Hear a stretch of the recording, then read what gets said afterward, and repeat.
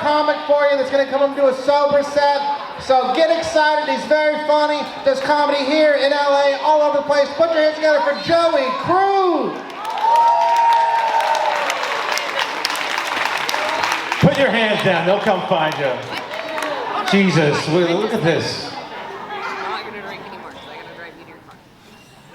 Happy St. Patty's Day, everybody. Good to be here. They'll get you. They'll come around. Don't worry about it. Sit back, relax, enjoy the show. See, my last name's Cruz. I'm half white. I'm a half Mexican. Nobody ever gets my race correctly, though. Nobody ever gets it right. Everybody's like, he's Italian, a gabagoo, a gabagoo. No, half white and half Mexican. Artificial intelligence doesn't even get my race correctly. You know, because they're using our camera phone, they're using facial recognition, and they're using our image to sell us ads. So I'll be scrolling through my phone and 30% of my ads are in Arabic.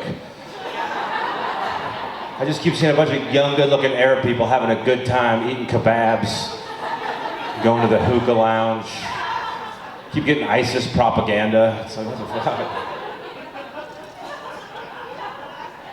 We can learn a lot from our technology, can't we? We can learn a lot about ourselves. You know what I learned? I learned that I have trust issues. I got trust issues. My trust issues are bad. Because here's how bad my trust issues are. I don't even let my cell phone trust my computer. You know, when you like plug it in, it's like, do you trust Joseph's iPhone to communicate with this device? It's like, fuck no, I don't. It's like, I use you for two separate things. I don't want you talking to each other. I sent dick pics with one of you guys. And the other's hooked up to the Bluetooth family van. And you're like, wait, is he sending dick pics with his desktop?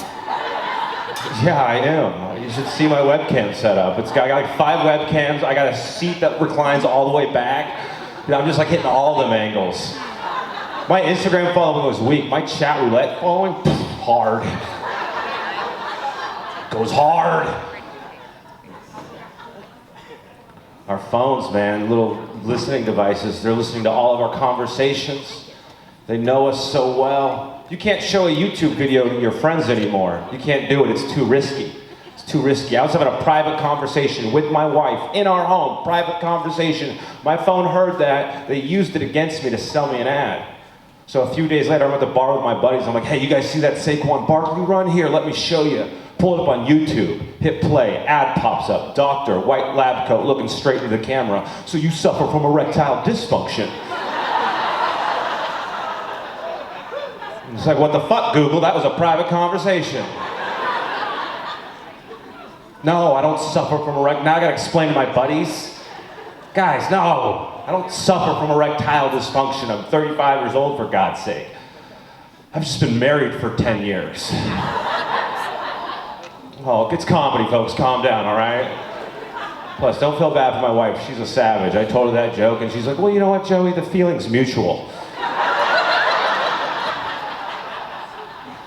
Your brother has a 401k. You don't think I get wet when I see his portfolio? Yeah, now Thanksgiving dinners are so fucking awkward. I'm like, I don't like the way you asked him to pass the pumpkin pie, babe. It's a little too sensual.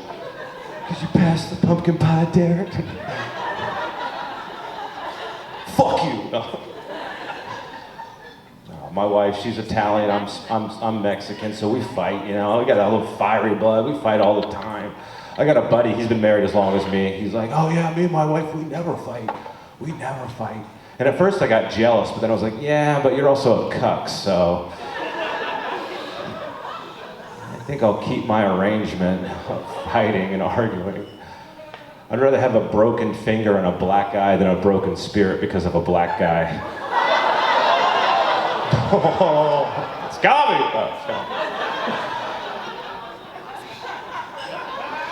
Happy St. Patty's Day.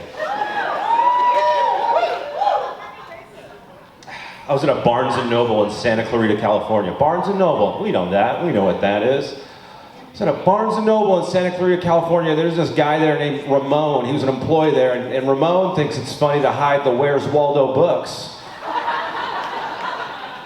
Yeah, I didn't know that, so I was just wandering wandering Barnes & Noble for like a half hour thinking, where the fuck is Waldo at? The Waldo company's taking it to the next level. They're not even trying to sell you books, they're just artists dedicated to the craft, you know? So now I feel like an idiot, you know, because I gotta go walk up to a Barnes & Noble employee and ask this stupid question. I gotta be like, where's Waldo books? And I'm like an idiot. So I walk up to this employee, she happened to be the manager, and I go, where's your Where's Waldo books? I said that, and she just looks at me and she goes, God damn it, Ramon. And she fills me in on Ramon. So we ended up calling Ramon and we got his voicemail, and this was Ramon's voicemail. He goes, "You've reached the Ramon. Leave a message." Yeah, the Ramon. And as she was putting her phone away, I saw Ramon's name on the screen of her phone, and it just said Ramon. And then next to the name Ramon was the purple eggplant emoji. And if you don't know what that means, it means Ramon's got a big dick. I was like, who's this Ramon guy, right? He's hiding Waldo books. He's sleeping with his boss. He's got a voicemail. I was like, why the fuck am I looking for Waldo? Where's Ramon? Dude, I find Ramon, I find a celebration, you know? Like Ramon's probably on a beach somewhere with his shirt unbuttoned, just juggling liquor. He's just like, congratulations. He's stoked when you find him. Congratulations, you found me. It's Ramon, you found the Ramon. Your prize is we're gonna go to my hotel and do cocaine with Carmen Sandiego. I'm doing cocaine with Carmen Sandiego because I found Ramon? Fuck yeah. Touche, Ramon. I used to love Carmen Sandiego when I was a kid. You guys know where in the world is Carmen Sandiego? Ow! Love that broad. When I was a kid, I wanted Waldo and Carmen Sandiego to get together and have a baby. Are you kidding me? Waldo, Carmen Sandiego, baby? That baby would be impossible to find. That's an off-the-grid baby right there. That baby doesn't got a soch, no. Can't find that baby. Laying low. I think they did. I think Waldo and Carmen Sandiego, I think they got together. I think they banged it out. I think they had a baby boy. I think that boy grew up and became a man. I think that man's my dad.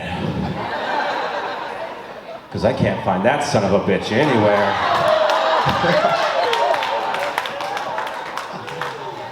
Somebody went, oh. Fuck you, I have a dad. Fuck you for clapping. You guys go, yeah, he's got no dad. I have a dad.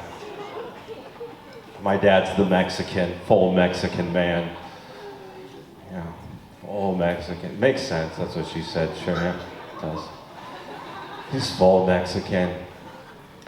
If you picture my dad, just picture Danny Trejo. And if you don't know who that is, then just picture a Mexican man and you've pretty much nailed it. Just showing up to the answering the door in a bathrobe, dark nipples and all showing. That's my old pop. My dad's definitely got his issues. One of the issues with my dad is nothing's ever his fault. You know, you can't blame the guy for anything. Nothing's his fault. Like this happened to me last summer. I was at my parents' house and my mom had made some corn.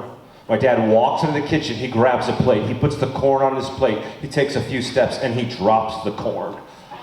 And this is how he phrased that situation. He goes, "Aw, damn it, Denise."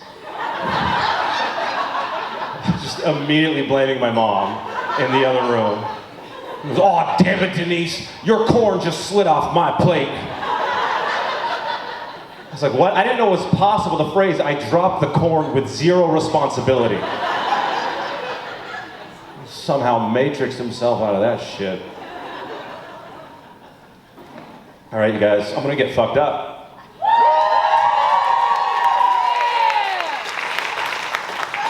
It's gonna be good. I'll see you guys in a few. Give it up for your host, Ryan McComb, everybody. Joey Cruz, ladies and gentlemen, yes.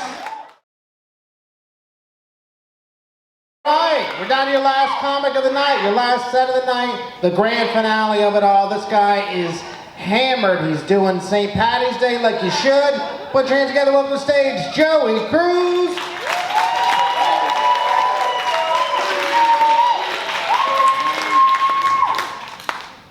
What's up, everybody? Daddy's drinking a Guinness. All right. Okay, I want to tell you guys a story. So I'm gonna tell you guys a story. We'll see how it goes. We'll see how it goes. That's what we'll do. I used to be a Lyft driver, and people always ask you, "What's your craziest Lyft story?" So I want to tell you guys that tonight. But before I tell you that, I want to tell you one quick story about my dad. Just a quick story. Just a quickie. Just a little in and out. My dad's got a scar on his face that goes from his temple to his chin. And that story goes, is when he was younger, he was walking down the streets of LA. Ooh, badass. I don't know. And there's a couple guys, and they mugged him at knife point. And they said, give me all your money. And he said, no. And they said, give me all your money. And he said, no. And now he's got a fucking scar down from his temple to his chin. And me and my sister, we laugh at that story because we're terrible children. That's A. But B, he only had $10 on him. So it's like, give him the fucking $10, you dipshit. So I tell you that to tell you this. I'm driving for Lyft in Seattle. This is like 2013. Lyft is like a brand new company. A lot of people don't know what it is, you know? And I gotta go fucking pick up Nikki. Some of you are laughing because you know Nickies. Is there any Nickies here tonight? Fuck yeah. So I gotta go pick up Nikki in Aurora, Seattle, which is a shitty town, shitty area. Some of you might know it. A lot of heroin. Gotta go pick up Nikki at the Hopper Motel. This isn't even a hotel, this is a motel. And I gotta go pick up Nikki at a motel. So I drive, and Lyft has a picture of the person, you know, you pick up, so you kind of see, right? But it's dark out, it's late, it's like 8 p.m. in Seattle. So I drive to the Hopper Motel, boom, there she is, right there, out front, right when I get there, looking like a Nikki. Looking like a Nikki. Pull up, open the door, she gets in, she sits down, it's dark, all right? And as she sits down and closes the door, the Lyft ride, the trip on the app, it cancels. So I go, oh, Nikki, you just canceled your trip. I go, you canceled your ride. And she looks at me, and she smiles. She's got 5 teeth. And it dawns on me, oh, this isn't Nikki. This is what she said. She's like, Nikki? Who's Nikki? And it dawns on me, this isn't Nikki, this is a prostitute. And I just picked up, put in my car, opened the door, sat in the front seat. No biggie, right? No biggie, explained the situation. Hey, I'm trying to pick up this girl named Nikki, I ride for Lyft, whatever, blah, blah, blah, tell her the truth. And all right, send her on her way, good luck with the dicks tonight, you know? That's not what I say. I don't say that, because I got no filter and I'm a fucking idiot. I go, oh no, you gotta get the fuck out of my car. Which in prostitute mind, as a client, she's like, oh, I'm gonna hop in with a client. And he just looks at her and goes, oh no, get the fuck out of my car. She hears, I would never fuck you, leave my car, you know? So now I've offended the one person that I'm not trying to offend. You know, I've somehow offended the woman who takes an anal under the Fremont Bridge.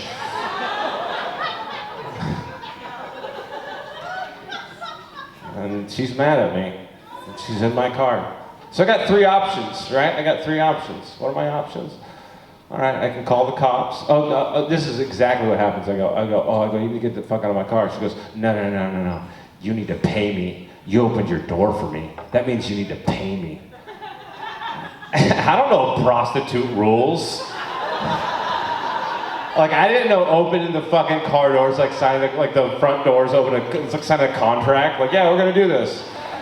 Right? She's like, you need to pay me. I was like, no, you can get the fuck out of my car. I go, get the fuck out of my car, I'm gonna call the cops. She goes, good, call the cops. I know them. I'm gonna tell them you fucked me and didn't pay, and that's considered rape. So I'm gonna tell them you raped me. That's what she said.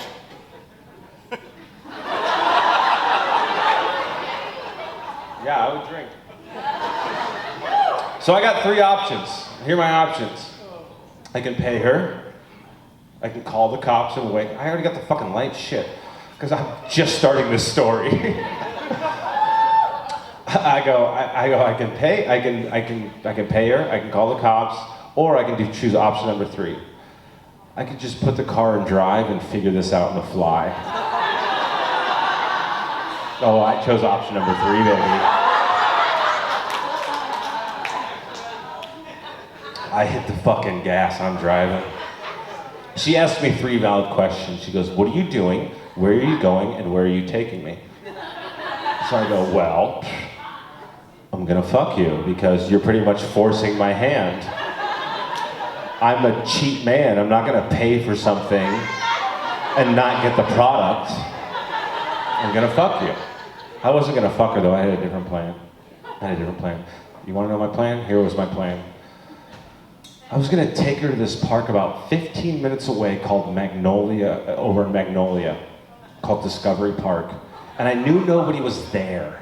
So that way, if I forcibly remove her from my car, if she screams, nobody will hear her. That was my thinking.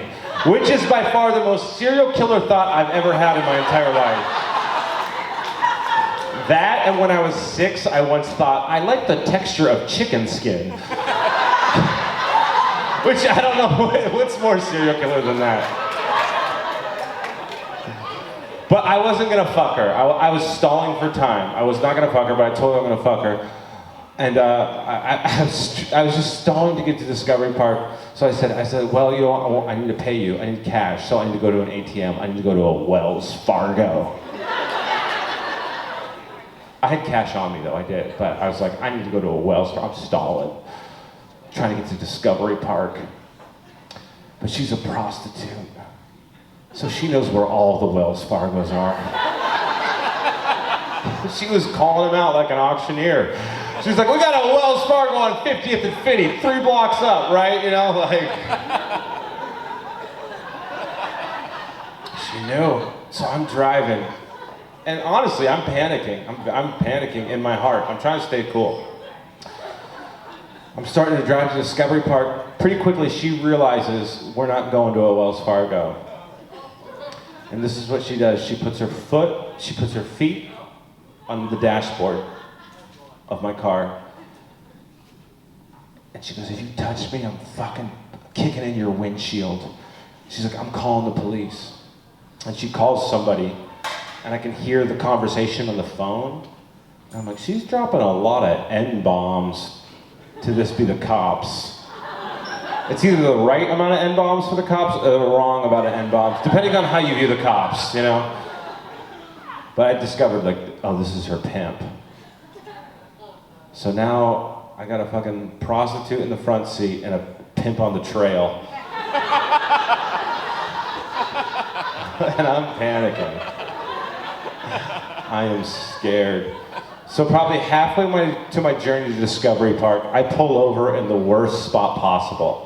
I pull over in this little white cul-de-sac, white people, a lot of Amazon tech people live in there. Cul-de-sac, quiet. It's Leave It to Beaver quiet.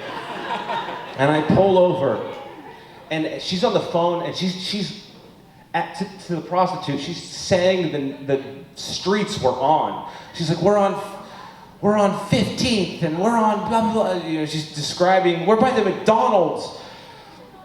And I pull over in this terrible cul-de-sac, and I just stop the car, and I just look at her, I go, could you please get out of the car, please? And she goes, pay me, motherfucker. So I get out of my car, I leave the front seat, I go to the fucking passenger side, I open the front passenger door, and she's kicking my windshield. Kicking like a baby being aborted. She's just kicking it. Just kicking my windshield. And I grab her legs. And I'm pulling on her legs, trying to get her out and just leave it to me. She's screaming so loud, and this quiet town dogs are starting to bark. And I'm pulling the legs. She's holding on to the steer wheel like Superman, and I'm just pulling. And in this moment, I'm like, what the fuck is going on? I'm pulling this prostitute's leg, and I think three things. The first thing I think about, this is the first thing I think about. I think about my dad. And I think about the scar on his face. Because the prostitute was only asking for $10.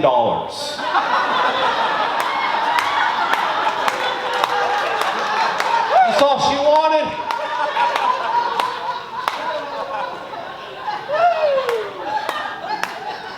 All that trouble for $10 goddamn dollars. You know, the apple does not fall far from the tree.